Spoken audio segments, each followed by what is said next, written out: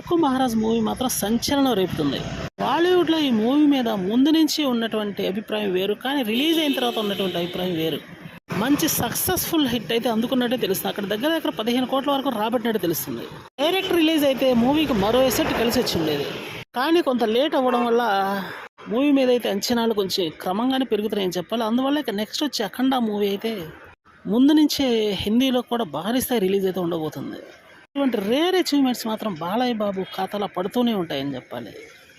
ఇది మాత్రం ఒక పెద్ద సంచలనం అని చెప్పాలి. ఎందుకంటే ఇప్పటికే ఈ మూవీ దగ్గర అన్ని చోట్ల బ్రేక్ ఈవెన్ అయితే సాధించింది. సీనియర్ హీరోల్లో ఇటువంటి పవర్ఫుల్ హీరో ఎవరైనా ఉన్నారో అంటే బాలయ్య బాబే చెప్పాలి. ఇటువంటి అద్భుతమైన మూవీస్ అయితే దాదాపుగా బాలయ్య బాబుని చూస్తూనే ఉంటాయి. కాకపోతే డైరెక్టర్స్ అంటే స్ట్రాంగ్గా ఉంటే మాత్రం మూవీ ఎదిరిపోయి హిట్ అందుకుంటుంది. ఇందులో ఎటువంటి డౌట్ లేదు. ఇటు సంచలనంగా కానీ అటు కలెక్షన్స్ పరంగా కానీ మంచి విజయాన్ని అయితే అందుకుందనే చెప్పాలి ఈ మూవీ.